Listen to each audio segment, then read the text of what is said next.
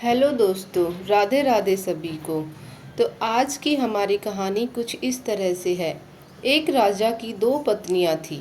एक बहुत गोरी थी और एक बहुत काली थी।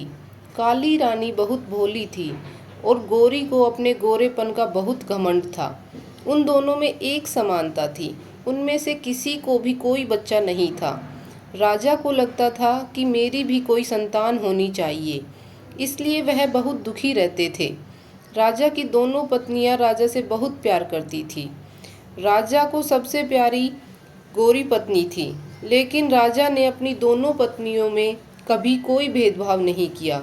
राजा की गोरी पत्नी काफ़ी घमंडी और झगड़ालू थी। वो घर का हर काम राजा की काली पत्नी से करवाती थी और वह सब कुछ अकेले कर लेती थी, लेकिन राजा को कुछ नहीं बताती थी। एक दिन राजा की दोनों पत्नियों में बहुत बहस हुई और गोरी पत्नी ने काली पत्नी को महल से बाहर निकाल दिया।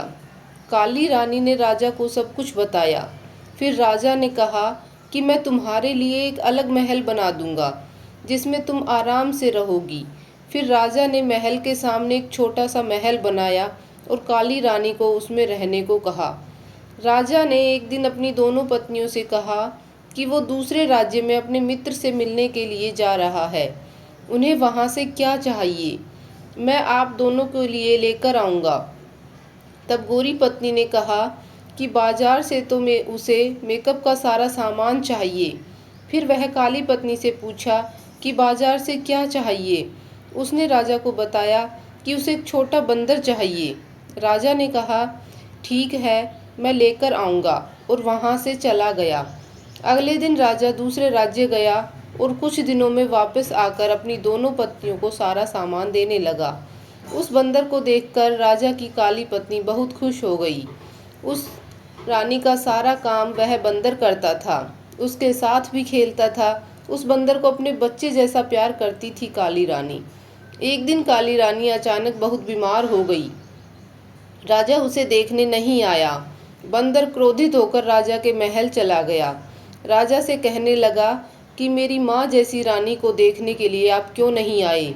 राजा बंदर को डांटने के अगले ही दिन रानी को देखने के लिए घर आता है, दवा और भोजन देकर चला जाता है। उस बंदर को रानी बताती है कि मुझे बच्चा चाहिए था। वह बंदर रानी को बताता है कि उसे चिंता मत करो, उसे संतान मिल जाएगी, मैं भगवान से प्रार्थना करूँगा। अगले दिन वह बंदर घर से गेहूं का आटा लेकर मंदिर जाता है और उसे गूंथकर 2 आँखें, 1 नाक, 2 हाथ और 2 पैर बनाकर भगवान से प्रार्थना करता है। भगवान उस बंदर की विनती सुनकर आटे के गोले से एक छोटा सा बच्चा बनाता है और बच्चे को देखकर बंदर बहुत खुश हो जाता है। बंदर महल जाकर बच्चे को काली माँ की गोद में रख देता है। उस बच्चे को देखकर काली रानी बहुत खुश हो जाती है और बंदर को धन्यवाद देती है। राजा को पता चलता है कि काली रानी को बच्चा हुआ है। राजा बहुत प्रसन्न होता है, उसकी खुशी का कोई ठिकाना नहीं रहता। वो रानी के घर जाता है ढोल नगाड़े लेकर। राजा उसे अपने महल आने को कहता है। काली रानी अपने बच्चे को महल ले आती है और राजा गोरी रानी को घर से निकालकर काली रानी के साथ रहने लगता है। तो दोस्तों, इस कहानी से हमें यही सीख मिलती है कि हमें कभी भी किसी भी बात का घमंड नहीं करना चाहिए। तो दोस्तों, ये थी आज की हमारी कहानी। आई होप आपको अच्छी लगी होगी। अगर आपको अच्छी लगी तो वीडियो को लाइक करें और चैनल को ज़रूर से सब्सक्राइब करें। धन्यवाद दोस्तों। राधे राधे।